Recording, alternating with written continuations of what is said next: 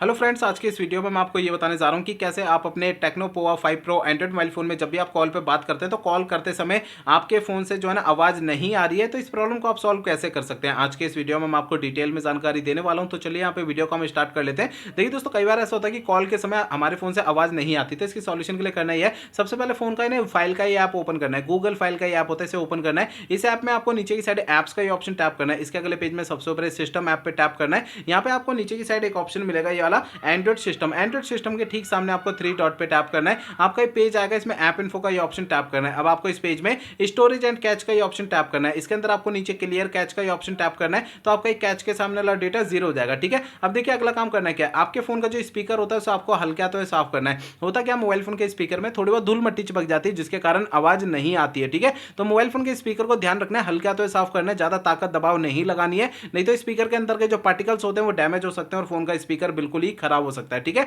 अगला काम करना है, मोबाइल फोन को रीस्टार्ट करना है। इसके लिए फोन के साइड वाला पावर बटन आपको उंगली से दबा के रखना है थोड़ी देर तक। तो आपका एक ये पेज आता है, इसमें आपको रीस्टार्ट का ये ऑप्शन टैप करना है। इससे क्या होगा, आपका फोन जो है ऑटोमेटिक स्विच ऑफ होकर ऑटोमेटिक स्विच ऑन हो जाएगा। रीस्टार्ट करने से ये होता है, हमारे फोन के एंड्रॉइड सिस्टम में अगर कोई भी प्रॉब्लम आती है तो वो सॉल्व हो जाती है। ठीक है, अगला काम करना है क्या, मोबाइल फोन का सॉफ्टवेयर आपको चेक करना है कि अपडेट है या नहीं है। पहले तो फोन का इंटरनेट आप चालू कर लीजिए, इसके बाद फोन का सेटिंग पेज ओपन करना है। इसमें सबसे ऊपर सर्च सेटिंग पे टैप करना है। यहाँ पे सबसे ऊपर सर्च बार में आपको सिस्टम अपडेट लिखना है। ठीक है, आपको नीचे की साइड सिस्टम अपडेट का ऑप्शन शो होता है, इसे टैप करना है। अब आपको इस पेज में नीचे ऑनलाइन अपडेट पे टैप करना है। तो आपको इस वाले पेज पे कोई भी अपडेट का बटन या डाउनलोड इंस्टॉल अगर यहाँ पे लिखा हुआ दिखाई देता है तो उसे आपको टैप करके फोन का सॉफ्टवेयर अपडेट कर लेना है। ठीक है, अगला काम करना क्या है, देखिए मोबाइल फोन को ना रीसेट करना है। देखिए दोस्तों, मोबाइल फोन को रीसेट आपको तब करना है जब मेरे बताए हुए पिछले प्रोसेस काम नहीं करते ना, तब आपको फोन को रीसेट करना है, अदरवाइज नहीं करना है। फोन को रीसेट करने के लिए फोन का आप सेटिंग पेज ओपन करिए, सबसे ऊपर सर्च सेटिंग पे टैप करना है। यहाँ पे सबसे ऊपर सर्च बार में रीसेट आपको लिखना है। आपको नीचे की साइड ये ऑप्शन होता है erase all data factory reset का, फैक्ट्री रीसेट पे टैप करना है। आपका फोन डायरेक्टली आपको सेटिंग में लाएगा। फैक्ट्री रीसेट का ये ऑप्शन टैप करेंगे,